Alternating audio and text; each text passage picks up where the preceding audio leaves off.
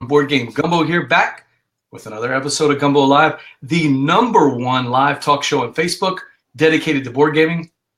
Well, Ted, it's the only live talk show on Facebook dedicated to board gaming, but that's okay. We're still #1. Our special guest tonight, Ted Alspach, CEO of Bezier Games, cat owner, and professional clown hater. We're going to be talking about that tonight. Okay. Hit me up on social media, at Twitter, at Board Game Gumbo.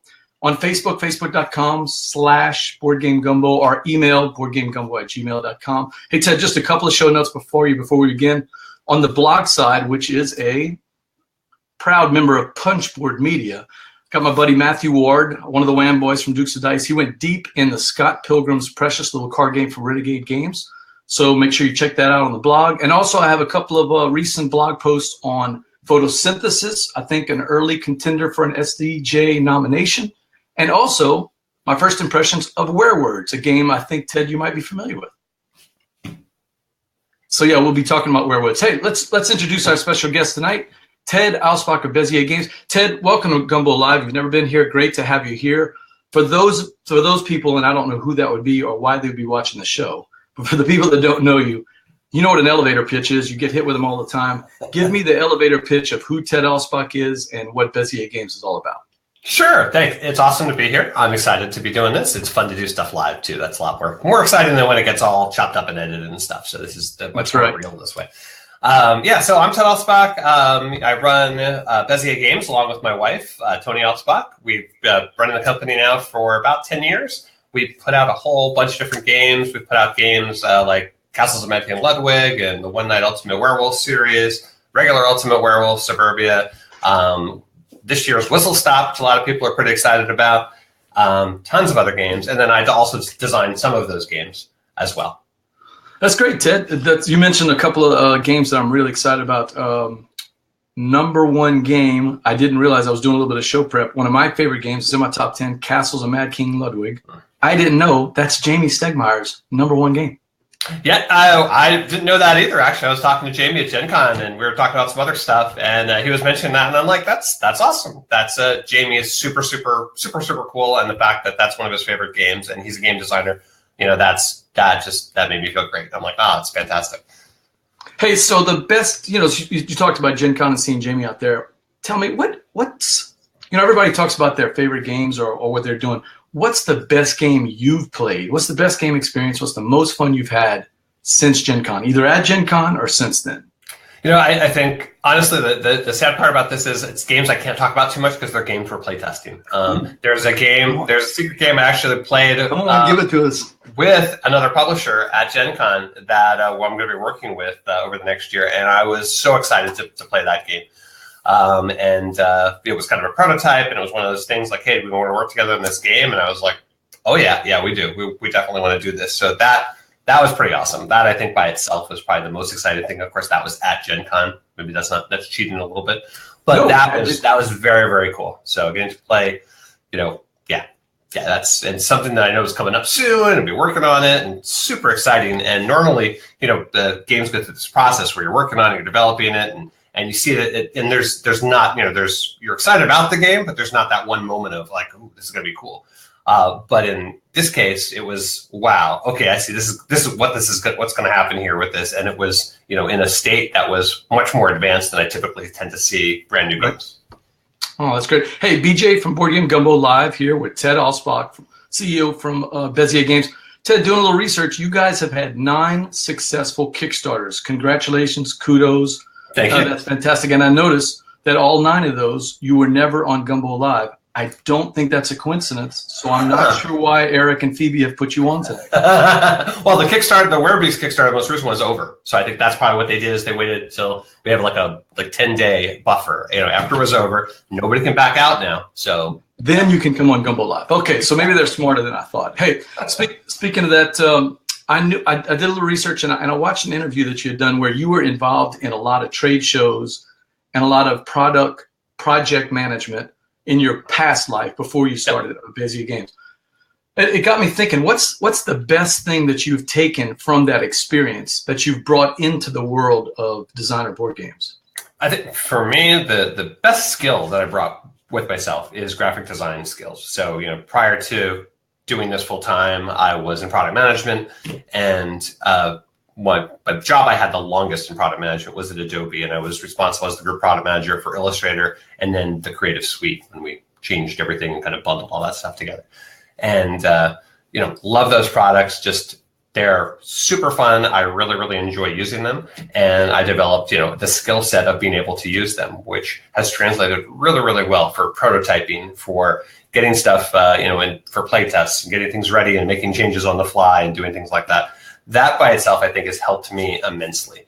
It's not a particular talent that I have, but it's a skill that I've learned over the last 20 years or so that has really just made the process so much better. And it's one of those things that I always encourage other designers, if you have a chance to get a hold of Illustrator, Photoshop, InDesign, do it, learn the basics there so you can get some stuff going. You can use clip art, you can use other things with it, but just having those products and kind of understanding how things work together is going to make your life so much easier, especially when it comes time, if you're a publisher, especially when it comes time to actually publishing things and understanding kind of how it all works and how it all fits together.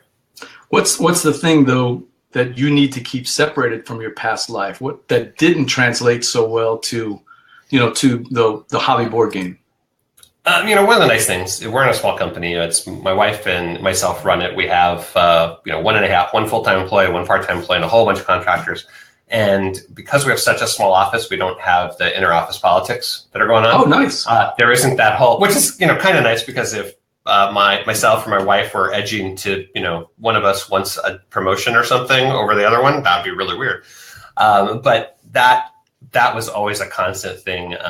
You go there in a certain level and you're like, okay, I want that next step manager level, and then the director level, and then the VP level, and everybody, at least in the software world in the Bay Area in California, kind of that's their focus when you're certainly in a bigger company. And that's kind of one of those things you kind of have to play along with that. And that particular skill set is absolutely useless here, which is good, because that was not fun. That was one of those things you kind of had to do to survive. That's unpleasant. The really nice thing, product management, if anyone is looking for a degree that translates into the board game industry really well, product management, project management are two fantastic ones, because they help you organize, they let you understand scheduling, timelines, working with a whole disparate group of people. When I was at Adobe, I worked with the sales team, with engineering, with the executive team on forecasting, with financial folks. Pretty much everybody in the company we touch in some way.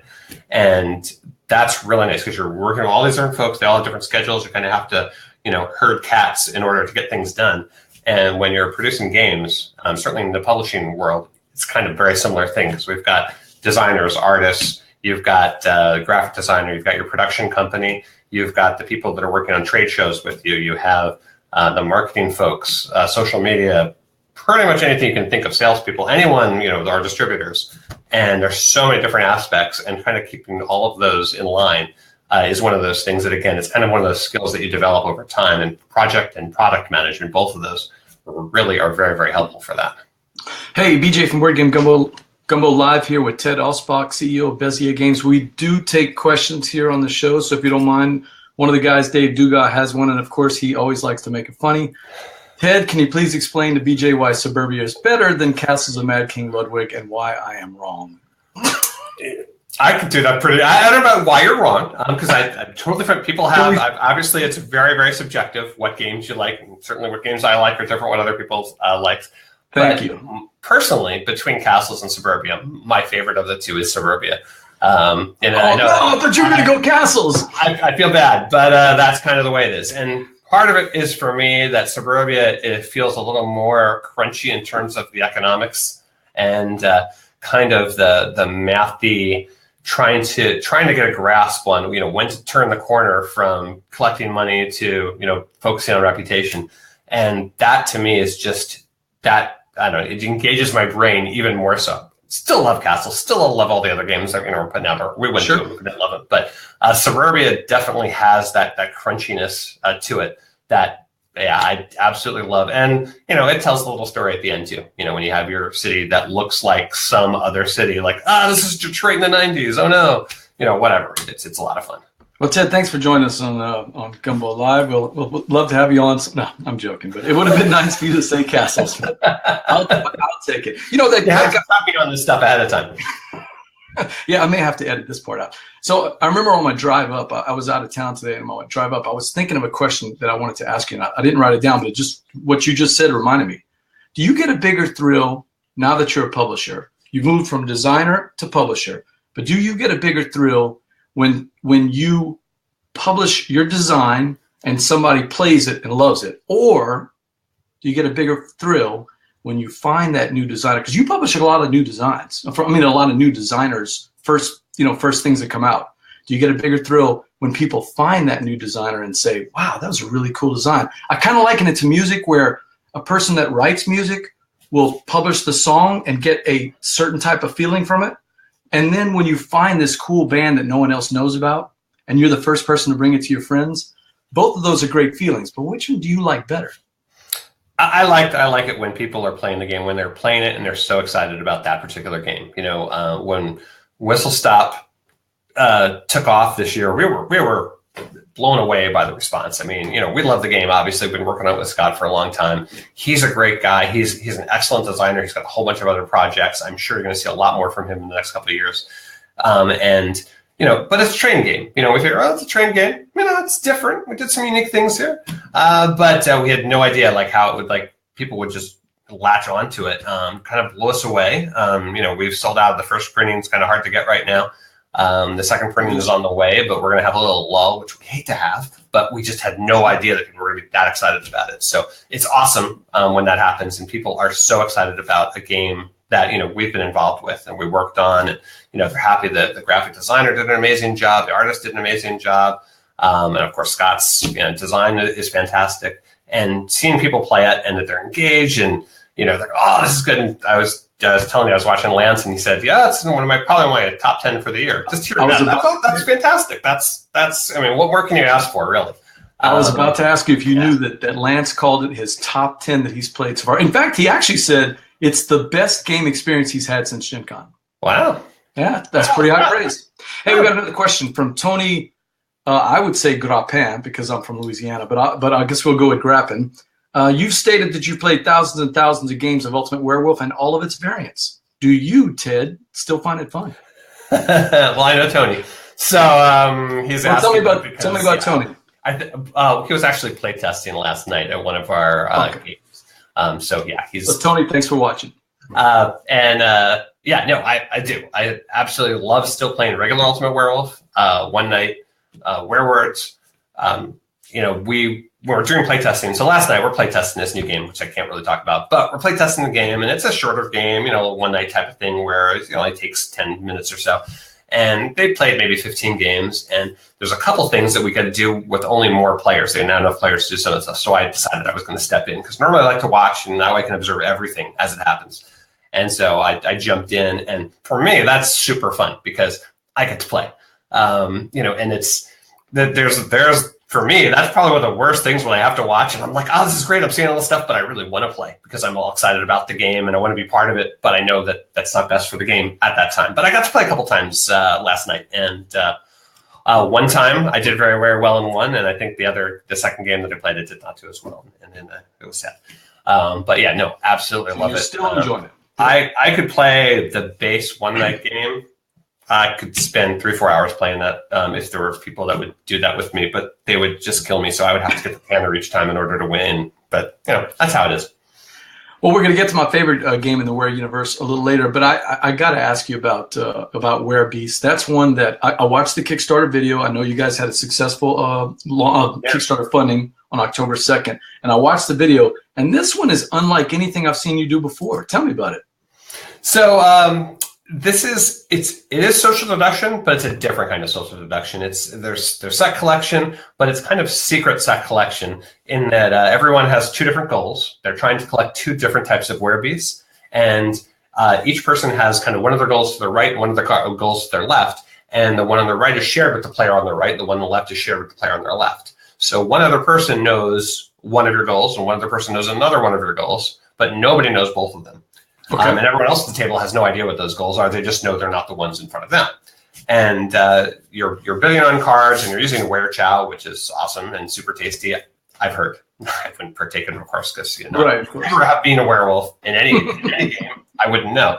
But werebeasts, of course, love werechow. So you're bidding cans of werechow for these werebeasts, and you're trying to collect ones that you need because you're only going to score for the ones that you actually need at the end of the game. However, at some point, you need to bluff a little bit. You need to get ones that you don't need and make it seem like you really want those. Because at any point, someone can accuse someone else of trying to collect a certain type of werebeast. And if they're right, that person's, boom, eliminated out of the game, and the person that accuses them gets basically all of the werebeasts they've been collecting so far. Or their leftover werechow, whichever is easier. And that there's a really cool tension there of you got to get those points. You can't just blow it off and kind of fake everyone out because then you're just going to lose. It's great people accuse you of stuff and they're wrong, yeah, but you're still going to lose. You still have to get those points somehow. And it's got a very, very unique flow to it. So it reminds some people of coup, kind of a light coup, a roll-less coup, if that makes sense. But there's a lot of tension. It's a lot of fun.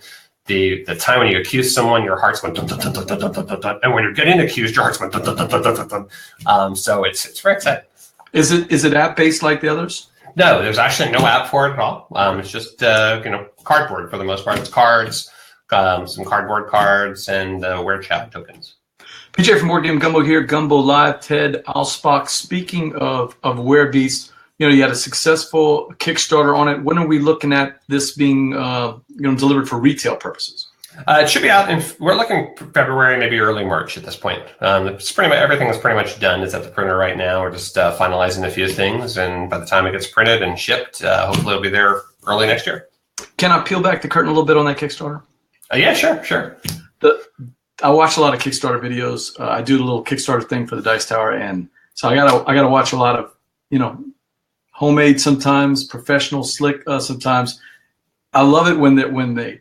I don't like when they try to be funny and they're not, but you guys pulled it off. You have a really funny video, and I want you to peel back the curtain. Tell me about the process. So you're talking about the intro video where we've got me talking to the basically the announcer, and I'm like, hey, let's not do any more werewolf stuff. Exactly. Yeah. And so you've got the little subtitles with all the different, for the most part, it's one of those kind of running jokes, and people go, Bezier Games is putting they put the word "where" in front of anything and ship it. Sure, and maybe we will, and we probably could at this point. I don't think Where Castles of Mad King Ludwig. Maybe Castles of Mad King where Ludwig. Yes. Okay. Right. That would make sense. So that was kind of the thing. I'm like, people are going to see this, and this is kind of, the whole game itself and the theme of it is kind of that same sort of premise. Like, this is kind of ridiculous, that there's so many of these different were creatures out there, it's kind of poking fun at the whole genre in a way. Right. In general, for the people who take werewolves very, very seriously, I apologize. That was not my intent to offend you. Definitely not. But hey, it's a lot of fun, coming up with all the different types of things that we had in there. And some of them are just absolutely awesome. The werebago, which makes no sense at all, is just, how would this happen? I don't know, but it is kind of terrifying. I like the Were Nato and the one with the gangster. It's the Were Capone. Yeah, the Were Capone. I mean, that doesn't quite make sense there. I didn't see Were Meeple though. No, Were Meeple. I've got kind of backed off on the whole Meeple thing. So I don't know if you knew this, but I used to do a comic strip called Board to Pieces. Okay. Back in the day, it was on Board Game News for a while, and when Board Game News got absorbed by BGG, and Eric took that over and kind of did that, then I kind of stopped doing that because that was about 2012 when Suburbia came out, and so it was a little awkward for me having a comic strip that was making fun of other people's games and touting my games about how wonderful they were. Because back then, it didn't really matter. Now that my games are a little bit more, people are more aware of them, it was a little awkward, so we kind of cut that out. But during that process, there was one time where I was working on a game called Mutant Meeples, which came out like 5-6 years ago. And when that happened, the folks at Hans and Gluck sent me a note and said, hey, you need to put something in the rules that say, hey, the meeple is, kind of originated from Hans and Gluck in Carcassonne.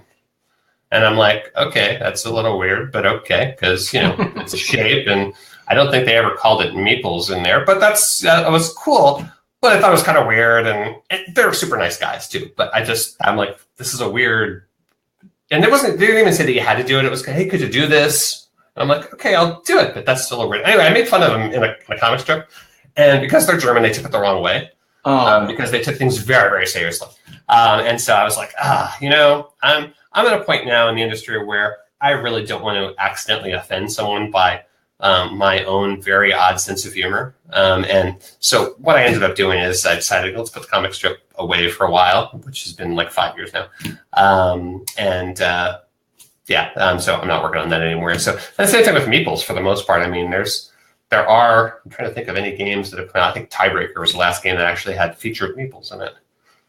Well, we're getting some ideas here for you. You can rate them. We've got Tony saying Warehouse. Yes, that was one. That's actually in the base game. That's actually one that playtesters, we were playtesting not long. I mean, it was probably this spring still. And that was something that came up. I don't know if it was their idea or we just happened to mention it. And we're like, okay, that's hysterical. And so that's actually in there. Dave says, where in the world is Carmen Sandiego? Yeah, that one's awesome. And no, we couldn't use that for copyright reasons, but I really like that. The Name Father from the Dukes of Dice podcast, Steve O'Rourke, says, Where in Park? Unfortunately, Baron Park hadn't been out at that point for us to take advantage of that, or I like it. Oh, Ted, here's someone telling you hi. Hi, Ted and Tony from PA. Oh, nice. Amparo Torres McKeeman? Yes. Oh, we do have a question from Dave. Did you play SimCity and came up with the idea for Suburbia? As you can see, I really like Suburbia. I think I know the answer to this one because you've had this on other interviews, but maybe the quick short story about how much you liked SimCity and how much you wanted to turn it into cardboard? Yeah, absolutely. I love SimCity. Played it since it was black and white on my Mac Plus back in who knows when, 1990 or something, whenever it was first out. And played every iteration since then, and absolutely love the game, love the idea. It's so complex. There's no way you could turn it exactly into a board game. And so I wanted to say, well, what could we do, to get some of the stuff that I really like, that whole, building up aspect and the cool thing about how things interact with each other. And so it's certainly driven from that. And there's, the ode to SimCity in it, in that I colored the office buildings are blue, the residential areas are green, and the industrial areas are yellow. So that's kind of the way that's the kind of a little ode to SimCity, because I think it's a magnificent game series, and it's had its ups and downs, but it's still fantastic. And I think encouraged a lot of people to come up with really cool building games. There's all bunch of city building games. I don't know if they would have existed if it wasn't for SimCity. Yeah, because you see a lot of people say that was one of their influences. Hey, I want to go out on a limb. BJ from Board Game Gumbo here with Gumbo Live with Ted Alspach from Bezier Games. I don't think we've seen the last of the WereEmpire. Oh, no. Stuff has come along. Yeah. Stuff will be in the future. There are several different games that we're working on that are Were related. Anything you can give us a little scoop on? Probably. I mean, certainly it's. I don't think it's going to surprise anyone. We're working on another one night game. A follow up to Vampire and Alien. It's. Can't just let the vampires and aliens run away with things. So there's going to be a follow up to that. Very excited about that. That's coming along really well at this point.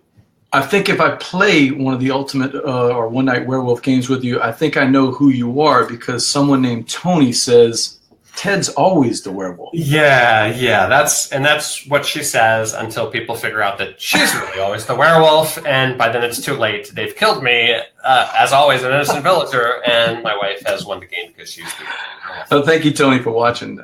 Thank you for letting him come on the show. That's awesome. So, and for spilling the beans that we need to watch Ted. Maybe the werewolf, unless Tony's playing. Thanks. Yeah. That's just making it even harder for me to win now.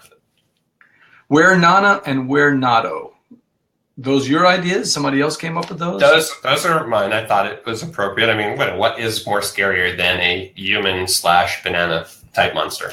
Although, while I came up with that idea, the artist, Victor, who worked on stuff, he's the one that came up. If you see the art on there, it's awesome. The banana has a hoodie that's made out of his peel. And so he just looks so tough and scary. It's awesome. Yeah, I think I have a couple of pictures here, but I don't know if you can see there's them. one at the That's top it? there. Yeah. All right. Hey, Greg wants to know, the explosion, especially with iOS and Steam and everything else, the explosion of digital versions of our board game hobby.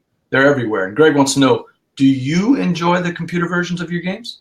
So again, someone else I know, Greg, he's from California from our old gaming group, which we moved, we left the West Coast, we're on the East Coast now. So it's very sad we don't get to play with these guys nearly as much as we used to. But is that why Kickstarter says Knoxville now instead of your old California? That's right. Yes, we're now in Knoxville. We used to be in San Jose. So just 6 months ago, we officially moved over. But as far as the computer versions go, or the iOS versions for the most part, yeah, I mean I'm heavily involved in the creation of those. So I work with the app developers on those, and I've played all of those hundreds of times, in the various modes. I was intimately involved with the campaign for Castles. For me, I wanted it to be something that's challenging, that's going to keep people going for weeks and weeks and weeks, not something that they'll race through, done and finished it. So yeah, I love playing them. Haven't recently, but then again, busy doing other stuff, and they've been out for a while. I tend to play them mostly while they're in development. Is there anything you got coming down the pipeline from a digital standpoint? Not that I can talk about. Not that you can talk about. Okay. Yeah. But yes. We got a couple of more cards there on the screen for you. That's from WereEmpire, is that right? Nope, those are not from WereEmpire. I grabbed the wrong one. Those are, but they look cool. I don't know. That's the ones I had already. That's right. So it's the WereNana and the other two. It's of course the Werewolf and WereCat. I can't tell from WereKitten. WereKitten. Okay. Yeah. Very nice. Very nice. Yeah, we had one of our cats model for that. Yeah, they were like, here, sit there. We'll take a picture of you and give that to the artist. Like, use him as a reference. So, college. If I saw on LinkedIn, you went to Messiah College. Is that right? Yes, Messiah College in Pennsylvania, just outside of Harrisburg, Pennsylvania. So, are you a NoCal guy or are you an East Coast guy? I grew up in Pennsylvania, and then pretty much a couple of years after college, moved out to the West Coast, lived in Phoenix for a while, and then last 20 or so years in California. We're all about tangents here at Board Game Gumbo Live, okay? On Gumbo Live, I need to know, are you the most famous person that graduated from Messiah College? Because no offense to Brennan Swain, who won the Amazing Race in season 1, but I think, Ted, in our world, you are the most famous graduate. I really haven't kept up or followed, but I was just talking to my daughter the other day about board game designer celebrity, and it's like the 17th tier of celebrity. You've got your movie stars, your TV stars, your authors, your musicians, and then you go down really, really, really far, and you get to board game designer. I don't think there's anyone below that as far as the celebrity status things go. So, pop quiz: which one's more expensive, Messiah College sweatshirt or retail price for One Night Ultimate Werewolf? I have absolutely no idea. I would say that the sweatshirt is the... It is. Unfortunately, the sweatshirt, ding, ding, you are the winner. And that has nothing to do with your game, of course. Anytime you get into licensed college sweatshirts, you're going to pay that premium. That is not a reflection on Bezier Games, I promise you. The T-shirt, though, you do have the T-shirt beat. All right. Well, there you go. Yep, that's good. That's good. So, hey, we were talking about cons and travel before we got on the show, and I know you go to just about everything. But from two different perspectives, from the publisher side and just from I mean, Ted, you're still a fan. It's obvious that you have a passion for wargaming that goes way beyond just the the financial part. Oh, yeah. So tell me, from a publisher standpoint, what's your favorite, and from just a fan standpoint, where do you go? What do you want to go to? So I've gone to Essen now for this will be 12 years, I think, in a row. And the first couple of years I went there, oddly enough, I've sold stuff at every show, but that was never my intention. The first show I went to, I just happened to be working on some Age of Steam maps that I knew a guy who was also selling Age of Steam maps. He said, hey, you can sell in my booth for 2 hours this one day. I'm like, okay. So I brought a bunch with me, sold 50 of them in 2 hours, and never printed them again. Now everyone's mad that I don't have more copies of them. But that was the first time I went, and I only spent 2 hours selling. The rest of the time I got to walk around the show and see everything, and it was awesome. The last 10 years, at least, we've had our own booth. And so we've been working the whole time. But I still absolutely love going to Essen. Kind of sucks to have to travel internationally and jet lag and all that stuff. But the show is just amazing. Gen Con is catching up slowly. but it's still not quite the way Essen is. And most people who've been to Essen would probably agree that there's just something very special about Essen. And, it is the largest board game, convention in the world, that sort of thing. It's only about sales. There are booths with publishers selling games. Everybody has games for sale. You can try out most of them. You can sit in their booth and try the games if you can get a seat. There's no open gaming space. There's no scheduled gaming. There's a few tournaments, but they're run by the companies who are exhibiting at the show. So it's a very different feel than most of the ones in the U.S. But it's like Christmas. It's board game Christmas. And that's, for us, it's super exciting. When we go there, my wife and I have made our lists of things. We pre-ordered a bunch of stuff. We're going to be, packing our suitcases as well as we can to bring stuff back. We'll get together usually after us and each time to have people come over and play games. So it's going to be awesome. Bonacor said on a recent podcast that even today, as big as Gen Con is getting, and Gen Con 50 was huge. I mean, as you know, you were there. But he said even today, Spiel in Essen, he's still far out. He won't talk numbers, of course, but he far outsells what he does at any American convention. Yeah, absolutely. Why is that? Yeah, we had our best day in the U.S. at Gen Con this year. Our first day, we sold out of Whistle Stop. We brought a ton of copies. We sold out that Thursday, opening day, by like 4 or 5 o'clock in the afternoon. And so that was our best day we ever had in the U.S., but it still felt way short of the best days we've had in Essen. And it's just, there's more people there. There's a different mindset. There's also the idea, and Gen Con is going towards this a little bit, but at Essen, pretty much all the stuff that's there is brand new. The first time you can get it is at Essen. Right. This is, a lot of publishers hold their stuff back and introduce, several titles at Essen. We're over 900 games on that BGG list. How are we supposed to keep up with that? Over 900. I know. Yeah. I mean, it's one of the things is that the exclusionary filters don't exist, and that would be nice. There's certain types of games that I just really don't have that much interest in, and I'd like to be able to just not see those on the list and go focus on the other ones. So, I've used the new tool is fantastic compared to the old tool. I really like that. Kudos, Derek. Yeah. Oh, yeah. Yeah. I mean, I know they've been talking about it for a long time, but they did a great job with it. And it helps to go through there. Oh, sorry about that. VJ from Board Game Gumbo live here with Ted Alspach from Bezier Games. That was the publisher side, but is that also the fan side, or do you have a convention that as a gamer? I was actually saying there as a gamer. That's how I was saying as a gamer. It's no, it's not a lot there too, but really as a gamer, I'm excited about Essen more than anything else. Correct answer is so close, but so excited. The correct answer was Dice Tower Con. Sorry. Oh, sorry. Yeah, that was exciting too. But not a lot of new stuff is introduced there. So I guess, as someone who goes to a lot of shows, that's the kind of the letdown of anything outside of Gen Con and Essen, and a little bit of Origins. You get a couple of new games coming into Origins. But even like BGG Con, really, there's nothing new there. Right. Yeah, if you're into the cult of the new, if you really want to play the hot stuff, I'm going to have to go to Spiel someday because that just looks like the best. The problem is once you go once, it's hard to not go because you'll say, I'm just going to go this one year. And then the next year I'll be coming around, it'll be like August, and you'll be going, I'm going to do whatever I can to get at least 3 or 4 days off to get over there because I don't want to miss it because that was awesome. And so we're all about tangents here at Board Game Gumbo. Which one is better? Shoe fly pie or pecan pie? There is only one answer. Oh, yes. Absolutely. From a Pennsylvania guy? Yeah. That's good stuff. Not from Lancaster then, I guess. No. Near Lancaster. But okay, shoe fly pie is fine. But pecan pie, that is the stuff. That's awesome.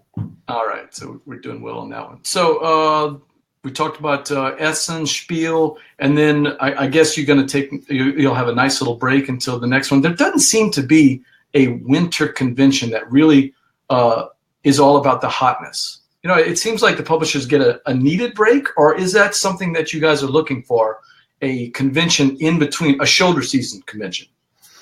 Yeah, not really. I mean, there's Nuremberg, which happens in, I guess it's late January, early February in Europe, which is kind of a place for publishers to show the stuff that's coming out the rest of that year. But it's not a sales, that's an industry convention. It's kind of an internal thing, kind of like Gamma and New York Toy Fair and things like that. And there's now PAX Unplugged, theoretically, once they fix their scheduling so they don't overlap with BGG Con, that potentially has the ability to kind of be a nice little follow-up to Essen. So it can be kind of like the American version of Essen in terms of introducing the public to a whole new group of games that weren't available before.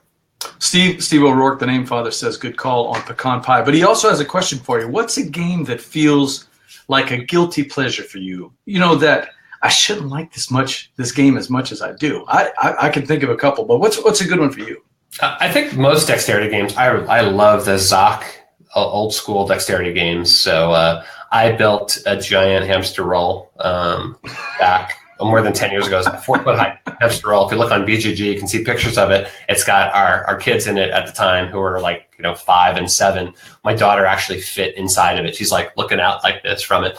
But I love those dexterity games and the old school dexterity games. And the Junkyard that just came out, Junkyard Art is awesome. That's fantastic game. I like those things. And there's not a lot of strategy there, but they're just fun and engaging. And I'm not particularly good at them, but I still really, really like them. I'm terrible at dexterity games, and that's the game I was thinking. Alex from the Dukes of Dice introduced me to Flip Ships at Dice Tower Con, and that's a game I was like, I'm terrible at dexterity games, and I was hooked. It was a blast. It was awesome. A guilty pleasure and I went back at Gen Con and tried it out again. So that's a great one. It's just, you can't find it anywhere right now. It's a pretty tough one to find. Tony's got another question for you.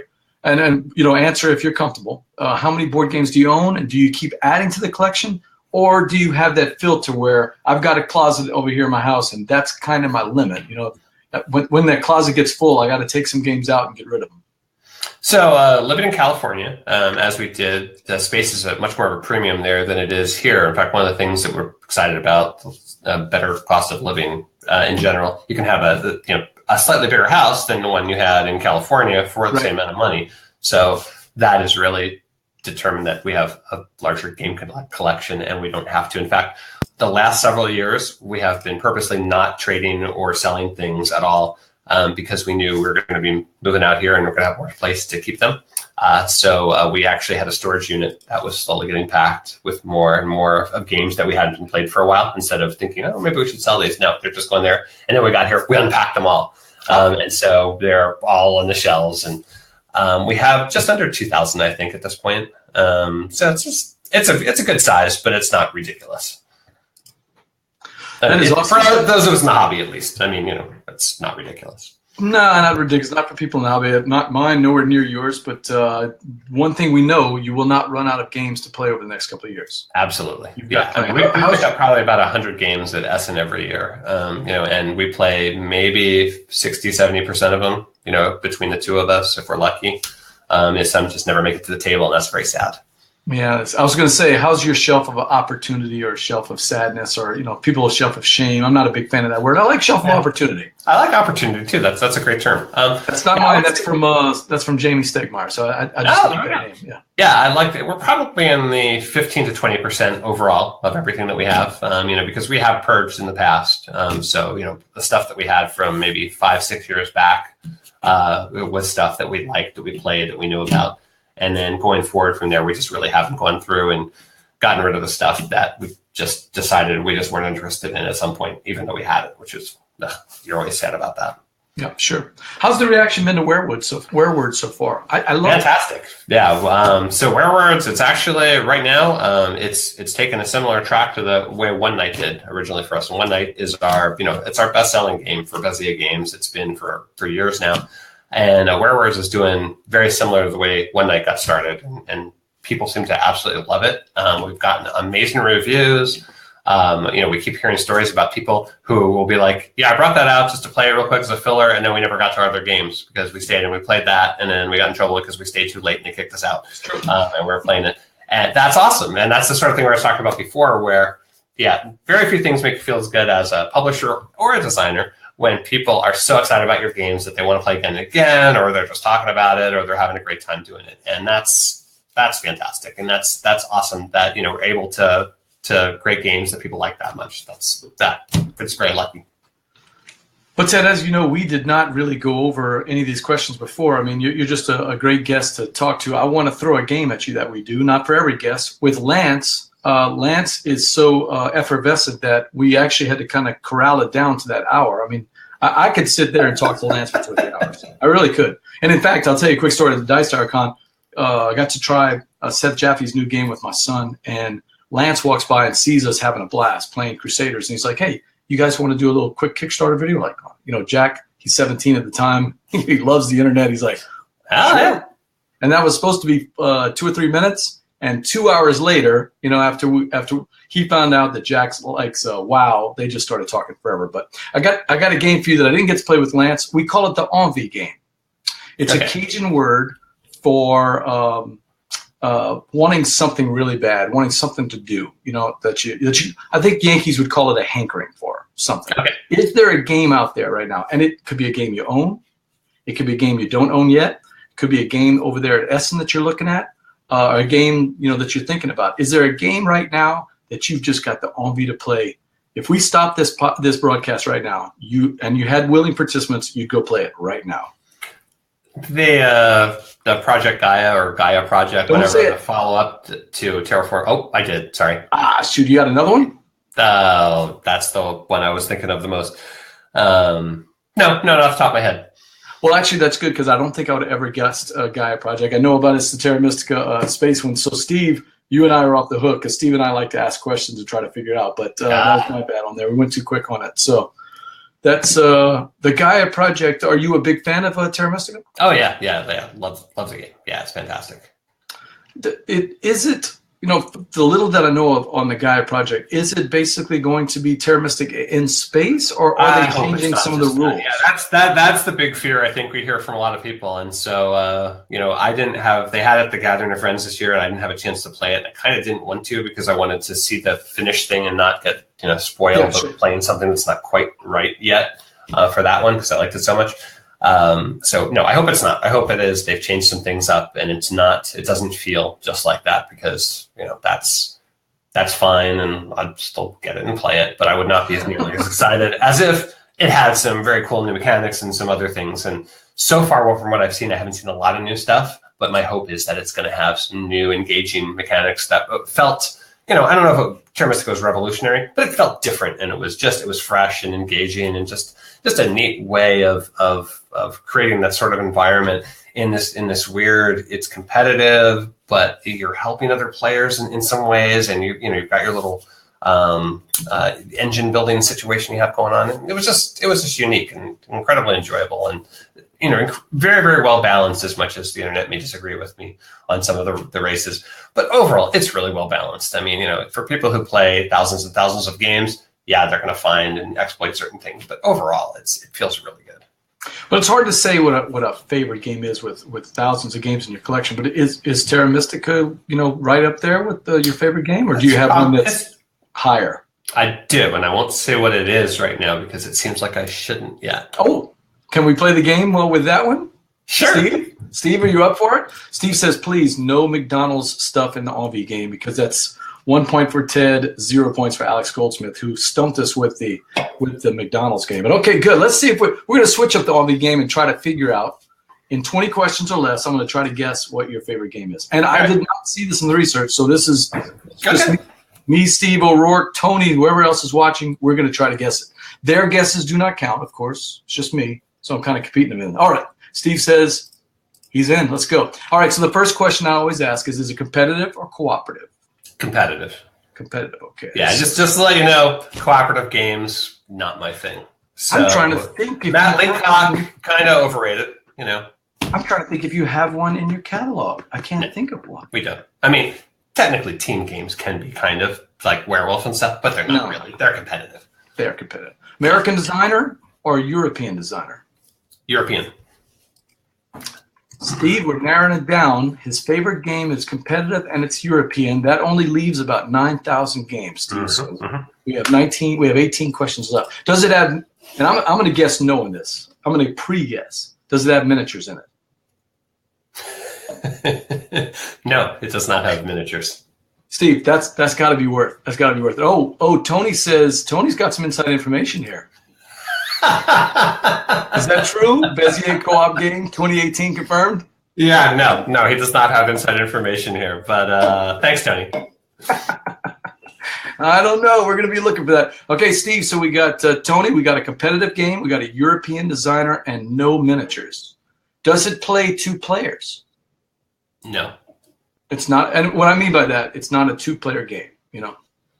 So are you asking, can it play 2 players? No. Yeah, that was a poor question. What I mean is it's not a Lost Cities or something like that that's limited to 2 players. It is not a game that's designed specifically for 2 players. No, absolutely not. Can you play it 2 players, though, No. and have fun with it? No. No. Oh, okay. That's interesting. Has it come out recently in the last 3 years? No. Oh, we got a freebie. We got a freebie here. This one does not count. Steve says over 60 minutes. Maybe. Is that one of the blue chips, maybe? It is. I don't have this. I could just be giving those out to you. The werewolf chips. I don't have a box in front of me. No, you're diabolical because I play with a new person and they get rid of the yes and no's right away. And all they're left is maybes. And then they look at me and I'm going, hey, you're the dummy that ran out of yeses and no's. I'm the werewolf. I'm very happy that all you can say is maybe for the rest of the game. You know, that actually ends the game right there. They run out of yeses and no's. The werewolves basically win. You can't guess anymore. If you're out that's it. You can't. Okay, I hadn't thought of that. Okay, I got to double check that rule. I missed that. Yeah. All right, so Steve, the answer to over 60 minutes is a maybe. How about, let me write that down. Over 60 minutes, maybe. How about a fantasy theme? And I'm going to pre-guess no, it's not a fantasy theme.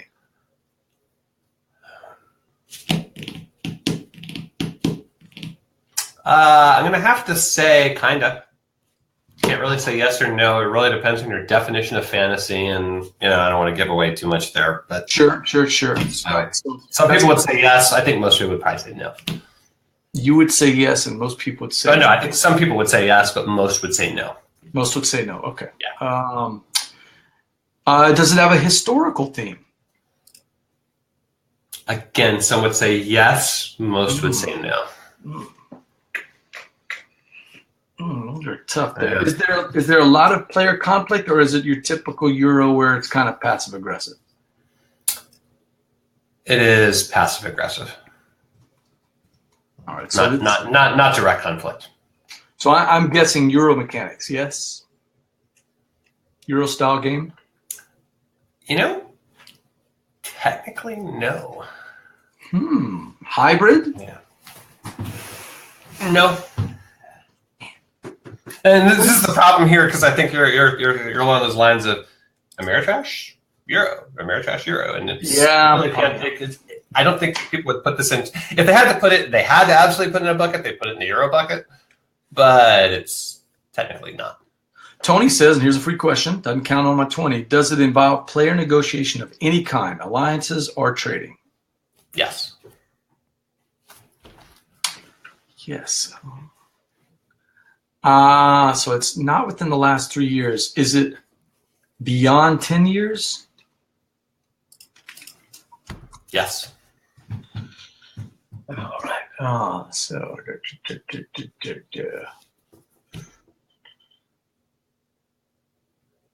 many questions? You guys up to 20 questions at this point? Because it seems like no. We've got 1, 2, 3, 4, 5, 6, 7, 8, 9, 10, 11, 12 questions done. I've got 8 left. I'm going to think Puerto Rico here. I'm going to throw that out.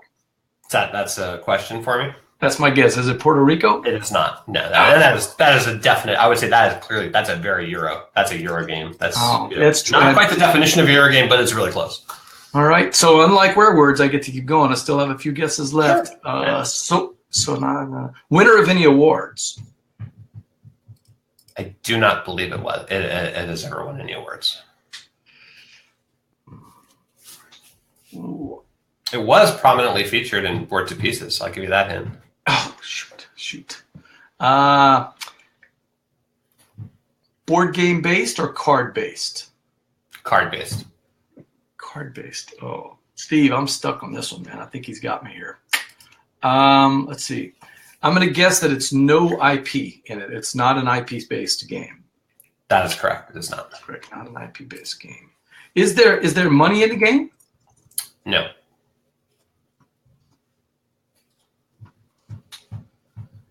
Oh, man. Steve, you got anything out there? Tony? I've only got one question left. That's not going to be enough there. Let me think. All the podcasts I listened to you this week and all those interviews, it's got to be something you mentioned. Oh, man. I've talked about this before, definitely. All right, let me do a quick recap to give it to Steve there. It's a competitive European game. Does not have miniatures. Does not play well with 2 players. It has come out later than 10 years ago. Kind of has a fantasy theme. Maybe over 60 minutes. Maybe a historical theme. It's a passive-aggressive game that is, you said card-based, if I remember right. I forgot to write it down. Yep. Card-based, yeah. It's not really a Euro, although people might consider it one. And it's not an Ameritrash or hybrid game. Did not win any awards as far as you know, and not really based on IP and doesn't really use money in the game.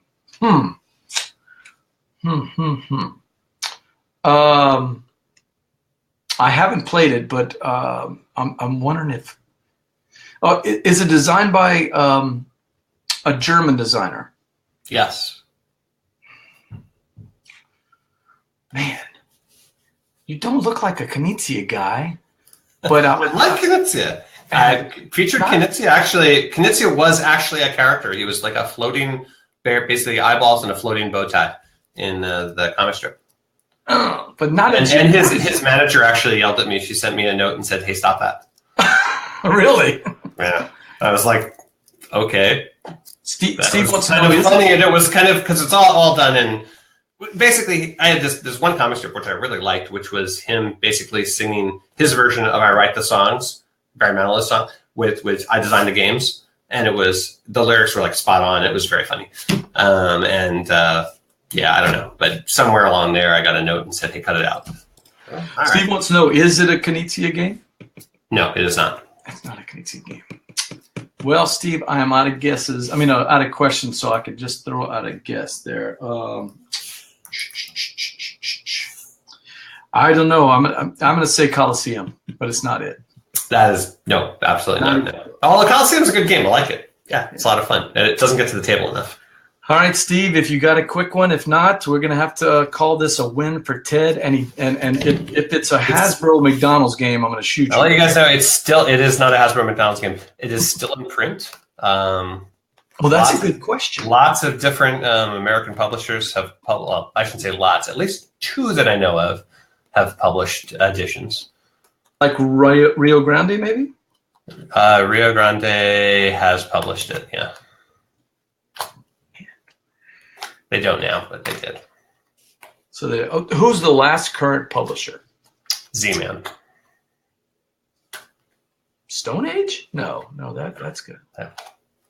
No, they of course Carcassonne. They got the license, but Rio Grande never. Yeah, no, Hans and Gluck did. No, it wasn't Rio Grande that published Carcassonne, was it?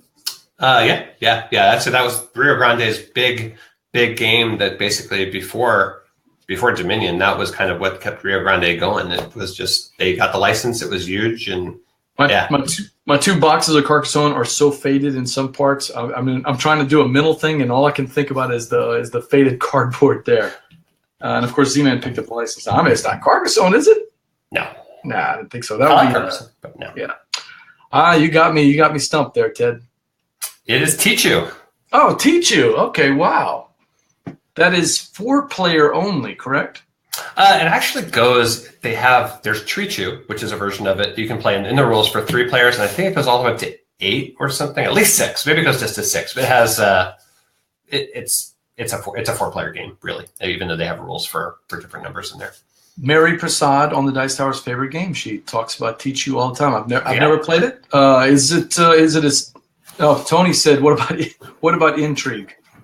Not your favorite game? A little slow. That's yeah. I didn't think so. Hey, this is BJ from WereEmpire Gumbo here on Gumbo Live. I want to thank our special guest, Ted Alspach of Bezier Games. Hey, Ted, congratulations again on WereBeast and successful Kickstarter. And I know you got some things cooking down the line. You're always welcome to come back and talk to them. How can people reach you on social media if they want to reach you? Well, we at Bezier Games at Bezier Games, I think, is for Twitter and Facebook and Instagram. So you can see all our stuff there, and post stuff on Board Game Geek as well all the time. All right, I'm BJ from Board Game Gumbo, at Board Game Gumbo on Twitter. You can always catch me out here. I want to thank everybody, Tony and Steve and the rest of the people that watched the show tonight. And until next time, Ted, thanks for being on here, and laissez le bon temps rouler. Thanks for having me. All right.